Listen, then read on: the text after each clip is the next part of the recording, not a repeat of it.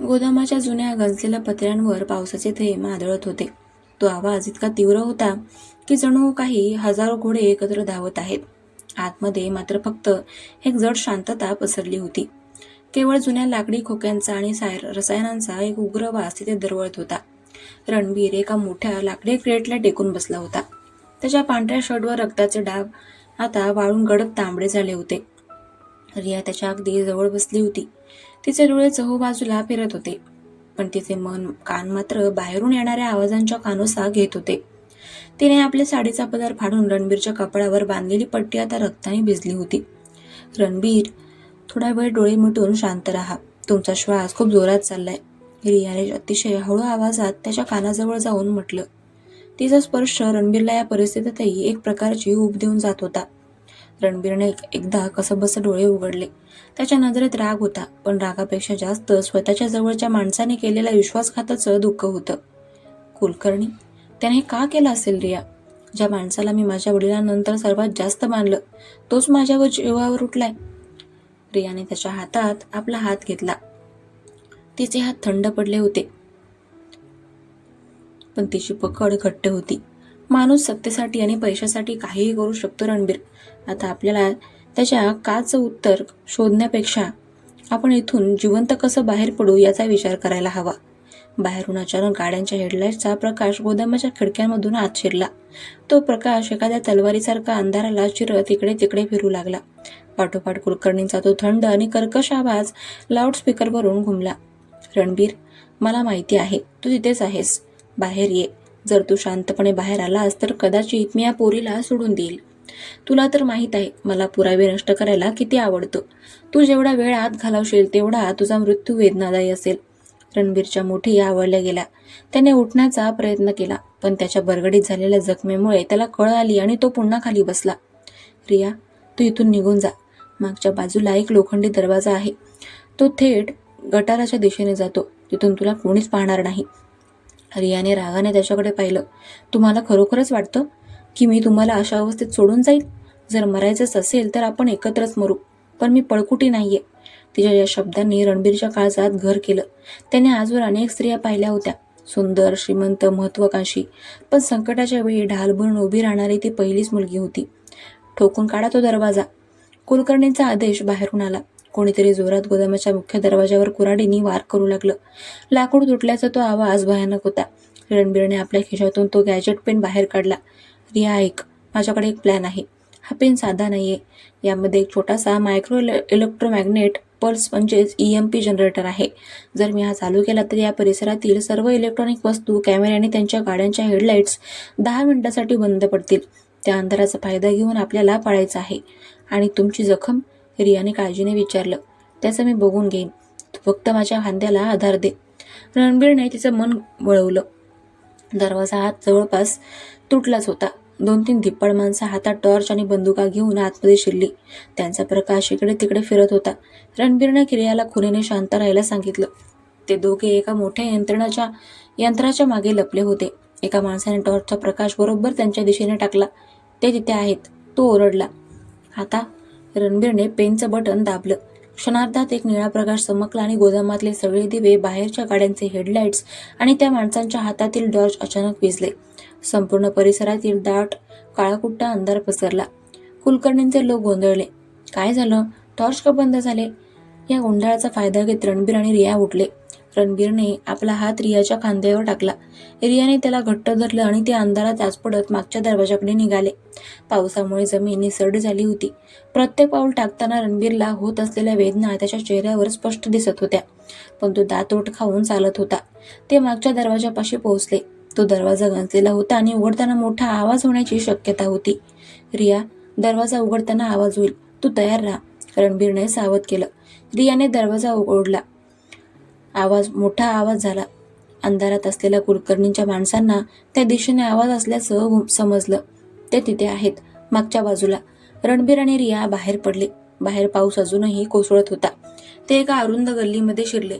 चिखलातून चालताना रियाची साडी ठिकठिकाणी अडकत होती, पण तिचं लक्ष रणबीरला सावरण्यावर होतं. थांबा, मला थोडा वेळ घेऊ दे. रणबीर एका भिंतीला टेकून उभा राहिला. त्याचा चेहरा आता फिका पडला होता. रियाने त्याच्या जखमेकडे पाहिलं. रक्ताचा प्रवाह थांबला नव्हता. रणबीर, आपल्याला डॉक्टरांकडे जावं लागेल. तुम्ही खूप रक्त गमावताय. नाही, आता हॉस्पिटलला जाणं म्हणजे मृत्यूला आमंत्रण देणं आहे. कुलकर्णींचे लोक तिथे पोहोचले असतील. आपल्याला अशा ठिकाणी जावं लागेल जिथे कोणाची नजर पडणार नाही. रणबीर म्हणाला. तुमच्याकडे एखादं असं ठिकाण आहे का? रियाने विचारलं. रणबीरने थोडा विचार केला. माझ्या वडिलांचं एक जुनं गॅरेज आहे, माटुंग्याच्या एका जुन्या चाळीच्या मागे. तिथे आता कोणीच जात नाही, पण तिथपर्यंत पोहोचण्यासाठी आपल्याला गाडी लागेल. तितक्यात गल्लीच्या डोकाला एका गाडीचे हेडलाईट चमकले. कुलकर्णींचे लोक त्यांचा पाठलाग करत तिथे पोहोचले होते. रणबीर आणि रियाने एका मोठ्या कचराकुंडीच्या मागे आश्रय घेतला. गाडीतून 2 माणसं उतरली. त्यांच्या हातात लाट्या होत्या. ते इथेच कुठेतरी असायला हवेत. रक्ताचे डाग इथपर्यंत आलेत. रियाच्या मनात एक कल्पना आली. तिने जमिनीवरचा एक मोठा दगड उचलला आणि तो दुसऱ्या दिशेला असलेल्या काचेच्या बाटल्यांवर मारला. कडकड असा आवाज झाला. ती 2 माणसं त्या आवाजाच्या दिशेने धावली. पळा, रियाने रणबीरला ओढलं. ते धावत रस्त्यावर आले. नशिबाने तिथे एक जुनी टॅक्सी उभी होती, जिचा चालक आतमध्ये झोपला होता. रणबीरने दरवाजा उघडला आणि चालकाला बाहेर ओढलं. मला तुझी गाडी हवी आहे. हे घे पैसे. रणबीरने आपल्या पाकिटातून काही नोटा त्याच्या अंगावर फेकल्या आणि तो ड्रायव्हर सीटवर बसला. रणवीर, तुम्ही या अवस्थेत गाडी चालवू शकणार नाही, रिया ओरडली. दुसरा पर्याय नाही रिया, बस लवकर. रिया गाडीत बसली आणि रणबीरने गाडीचा गिअर टाकला. गाडी वेगाने पुढे निघाली. मागे कुलकर्णींच्या गाड्यांचा सायरन ऐकू येत होता. ही मुंबईच्या रस्त्यांवरची एक थरारक शर्यत होती. पाऊस, रात्रीची वेळ आणि मृत्यूचं सावट. रणबीर एका हाताने स्टेरिंग धरत होता आणि दुसऱ्या हाताने त्याने आपली जखम दाबून धरत होता. त्याचे डोळे आता जड होत होते. रणबीर, जागे राहा, प्लीज, डोळे मिटू नका, रिया ओरडत होती. तिने रणबीरच्या गालावर हलकी थाप मारली. तुम्हाला माझ्यासाठी जगावं लागेल. आपण अजून त्या सस्पेन्सचा उलगडा केला नाहीये. तुम्ही मला वचन दिलं होतं. रणबीरने थोडा हसण्याचा प्रयत्न केला. वचन? हो, मी ते पूर्ण करेन. गाडी माटुंग्याच्या त्या जुन्या गॅरेजपाशी पोहोचली. रणबीरने गाडी एका कोपऱ्यात उभी केली आणि तो स्टेरिंगवरच कोसळला. रणबीर, रणबीर, रियाने त्याला हलवलं, पण त्याने प्रतिसाद दिला नाही. तिने कसं बसं त्याला गाडी बाहेर काढलं आणि गॅरेजच्या शटरचं कुलूप तोडलं, जे आधी चढलेलं होतं. आतमध्ये धूळ आणि जुन्या टायर्सचा वास होता. तिने त्याला एका जुन्या सोफ्यावर झोपवलं. तिथे एक छोटी प्रथमोपचार पेटी म्हणजेच फर्स्ट एड किट होती, जी रणबीरच्या वडिलांच्या काळची असावी.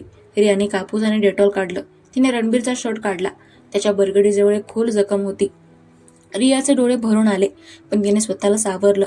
तिने जखम स्वच्छ केली. रणबीर वेदनेने कळवळला, पण तो शुद्धीवर आला नाही. ती रात्र रियासाठी आयुष्यातली सर्वात लांब रात्र होती. ती रणबीरच्या शेजारी बसून होती.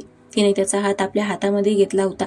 बाहेर पाऊस थांबला होता, पण तिच्या मनातील वादळ शांत होत नव्हतं. सकाळच्या कोवळ्या उन्हाची एक किरण गॅरेजच्या छिद्रातून आत आली आणि रणबीरच्या चेहऱ्यावर पडली. त्याचे डोळे हळूहळू उघडले. त्याला समोर रिया दिसली, जी खुर्चीवर बसून झोपली होती. तिचा चेहरा शांत होता, पण त्यावर थकवा स्पष्ट दिसत होता. रणबीरने हालचाल करण्याचा प्रयत्न केला, तेव्हा रियाला जाग आली. रणबीर, तुम्ही ठीक आहात? तिने पटकन विचारलं आणि त्याच्या कपाळाला हात लावला. ताप कमी झाला होता. हो, पण खूप भूक लागली आहे, रणबीर हळू आवाजात म्हणाला. रिया हसली. त्या परिस्थितीतही रणबीरला भूक लागली होती हे पाहून तिला बरं वाटलं. मी काहीतरी बघते, पण त्याआधी आपल्याला हे ठरवावं लागेल की आपण इथून पुढे काय करणार आहोत. रणबीर उठून बसला. त्याने आपल्या जखमेकडे पाहिलं, ज्यावर रियाने पट्टी बांधली होती. कुलकर्णींना वाटलं असेल की मी संपलोय. तो आता कंपनीच्या शेअर्सवर ताबा मिळवण्याचा प्रयत्न करेल. आपल्याला बोर्ड मीटिंगच्या आधी तिथे पोहोचावं लागेल. पण तुमच्याकडे पुरावा काय आहे? रियाने विचारलं. रणबीरने आपल्या गळ्यातील एक छोटी साखळी बाहेर काढली. त्यामध्ये एक लॉकेट होतं. यामध्ये एक मायक्रोचिप आहे. माझ्या वडिलांना संशय होता की कुलकर्णी काहीतरी घोटाळा करतोय. त्यांनी मरण्यापूर्वी हे लॉकेट मला दिलं होतं आणि सांगितलं होतं की जेव्हा वेळ येईल तेव्हाच हे उघड. काल रात्री मला कळलं की ही वेळ आली आहे. रियाने ते लॉकेट पाहिलं. यामध्ये काय असू शकतं? कुलकर्णीने दिलेल्या आजवरच्या सर्व बेकायदेशीर व्यवहारांची यादी आणि ऑडिओ रेकॉर्डिंग. रणबीरच्या डोळ्यामध्ये आता सोडाची भावना होती. त्याने माझ्या वडिलांना कसं संपवलं याचाही पुरावा यात असू शकतो. दोघेही शांत झाले. आता हा लढा केवळ कंपनीसाठी नव्हता, तर तो न्यायासाठी होता. रणबीर, आपल्याला खूप काळजीपूर्वक पाऊल टाकावं लागेल. कुलकर्णीकडे सत्ता आहे, पैसा आहे आणि पोलिसही कदाचित त्याच्या खिशात असतील. रियाने सावध केलं. माहीत आहे, म्हणून आपण पोलिसांकडे जाणार नाही. आपण थेट जनतेसमोर आणि बोर्ड मेंबरसमोर जाणार आहोत. उद्या कंपनीची वार्षिक सभा आहे, तिथेच त्याचा खेळ संपवायचा. रणबीरने निर्णय घेतला. त्या दिवशी त्यांनी गॅरेजमध्येच मुक्काम केला. रियाने जवळच्या एका दुकानातून काही खाण्यापिण्याचं सामान आणलं. त्यांनी शांतपणे जेवण केलं. कोणतीही मोठी चर्चा नाही, पण त्यांच्यातील मौन बरंच काही सांगून जात होतं. रिया, रणबीरने अचानक तिला हाक मारली. हो, तू हे सगळं माझ्यासाठी का करतेस? तू तर फक्त नोकरी करायला आली होतीस. रियाने त्याच्याकडे पाहिलं. तिचे डोळे खोल आणि भावपूर्ण होते. सुरुवातीला कदाचित मी फक्त नोकरीसाठी आले होते, पण नंतर मला असं वाटलं की तू या जगात खूप एकटा आहेस आणि तुझ्या त्या कडक स्वभावामागे एक निरागस मुलगा लपलेला आहे, ज्याला कोणाची तरी साथ हवी आहे. मला फक्त ती साथ द्यायची होती. रणबीरने तिचा हात हातात धरला. तुझ्याशिवाय मी काल रात्री संपला असतो. त्यांच्यातलं हे स्लो बर्न नातं आता हळूहळू एका विश्वासाच्या धाग्यात गुंफलं गेलं होतं. अद्याप प्रेमाचे शब्द उच्चारले गेले नव्हते, पण त्यांच्या कृतीतून ते स्पष्ट होतं. दुसऱ्या दिवशी सकाळी रणबीरने एक नवीन सूट मागवला, त्याच्या एका विश्वासू मित्राकडून, जो अजूनही त्याच्या बाजूने होता. त्याने स्वतःला तयार केलं. चेहऱ्यावरचा थकवा लपवून त्याने पुन्हा एकदा तो बॉस अवतार धारण केला. तयार आहेस? रणबीरने विचारलं. रियाने आपल्या बॅगेत तो पेनड्राईव्ह आणि लॉकेटमधील चिप घेतली. नेहमीच. ते कंपनीच्या मुख्य इमारतीपाशी पोहोचले. तिथे कडेकोट बंदोबस्त होता. कुलकर्णीने आपले बाउन्सर उभे केले होते. सर, तुम्ही आत जाऊ शकत नाही. तुमचे अधिकार गोठवण्यात आले आहेत, एका बाउन्सरने अडवलं. रणबीरने त्याच्याकडे फक्त एकदा पाहिलं. त्याची ती जरब पाहून बाउन्सर थोडा मागे सरकला. बाजूला हो, ही माझी कंपनी आहे आणि मी इथे कोणाच्या परवानगीने येत नाही. रणबीर आणि रिया लिफ्टमधून थेट 30व्या मजल्यावर पोहोचले, जिथे सभा सुरू होती. दरवाजा उघडताच समोर कुलकर्णी उभा होता, जो बोर्ड मेंबर्सना संबोधित करत होता. दुर्दैवाने रणबीर आता आपल्यात नाहीये आणि त्यामुळे ही जबाबदारी मी जिवंत आहे कुलकर्णी. रणबीरचा आवाज संपूर्ण हॉलमध्ये घुमला. सगळे बोर्ड मेंबर्स दचकून उभे राहिले. कुलकर्णीचा चेहरा पांढरा पडला, जणू त्याने एखादं भूत पाहिलं होतं. रणबीर, तू तू इथे कसा? कुलकर्णीत उत्तरला. तुझ्या बापाचा घडा भरला आहे म्हणून मी इथे आहे. रणबीर शांतपणे चालत स्टेजकडे गेला. रियाने पटकन लॅपटॉपला चिप लावली आणि प्रोजेक्टवर काही फाईल्स उघडल्या. संपूर्ण हॉलमध्ये कुलकर्णीचा आवाज गुंजू लागला, ज्यामध्ये तो रणबीरच्या वडिलांना मारण्याची योजना आखत होता. हे खोटं आहे, हे एडिटिंग आहे, कुलकर्णी ओरडला. पण बोर्ड मेंबर्स आता सर्व काही समजत होते. पोलिसांनी, म्हणजे जे रणबीरच्या त्या विश्वासू मित्राने आधीच बोलावले होते, त्यांनी हॉलमध्ये प्रवेश केला. कुलकर्णीला अटक झाली. जाता जाता त्याने रणबीरकडे रागाने पाहिलं, पण रणबीरने फक्त मान वळवली. त्याला आता त्या माणसाचा तिरस्कारही वाटेनासा झाला होता. सभा संपली. बोर्ड मेंबर्सनी रणबीरची माफी मागितली आणि त्याला पुन्हा अध्यक्ष घोषित केलं. पण रणबीरचं लक्ष या कशातच नव्हतं. तो शोधत होता रियाला. रिया कॉन्फरन्स रूमच्या बाहेर गॅलरीत उभी होती. पावसाचे ढग आता विरले होते आणि स्वच्छ आकाश दिसत होतं. रणबीर तिच्या मागे जाऊन उभा राहिला. मिशन पूर्ण झालं. रियाने वळून पाहिलं. तिच्या चेहऱ्यावर एक समाधानाचं हसू होतं. हो, आता तुम्ही सुखाचा श्वास घेऊ शकता. नाही रिया, अजून एक गोष्ट बाकी आहे, रणबीर म्हणाला. काय? रणबीरने तिचा हात हातात घेतला. रिया, गेल्या 60 दिवसांमध्ये माझं आयुष्य पूर्णपणे बदललं आहे. मी तुला बॉस म्हणून नाही, तर एक मित्र म्हणून विचारतोय. तू माझ्या आयुष्यात कायमची राहशील का? मला माहीत आहे ही वेळ योग्य नाही, पण मला तुला गमवायचं नाहीये. रियाने त्याच्या डोळ्यात पाहिलं. तिने कोणताही आडेवेडे न घेता उत्तर दिलं. मी कुठे जाणार नाहीये रणबीर, कारण माझं घर आता या ऑफिसमध्ये नाही, तर तुझ्या सोबत आहे. रणबीरने तिला जवळ ओढलं. कोणत्याही मोठ्या गाजावाजाशिवाय मुंबईच्या त्या उंच इमारतीवर आकाशाच्या खाली 2 जीव एकत्र आले. कथा इथे संपली होती आणि आता ही एका नवीन प्रवासाची सुरुवात होती, जिथे सस्पेन्स संपला होता आणि प्रेमाचा स्लो पण घट्ट प्रवास सुरू झाला होता. ही संपूर्ण कथा मालिका आज इथे संपली. तुम्हाला कशी वाटली ते कमेंट्स करून नक्की कळवा. आणि हो, आपल्या चॅनलवर लवकरच एक नवीन लव्ह स्टोरी सुरू होणार आहे. त्यासाठी आपल्या चॅनलला सबस्क्राईब करून बेल आयकॉनवर नक्की क्लिक करा. भेटूया नवीन कथेसह. तोपर्यंत चलो बाय. हर हर महादेव.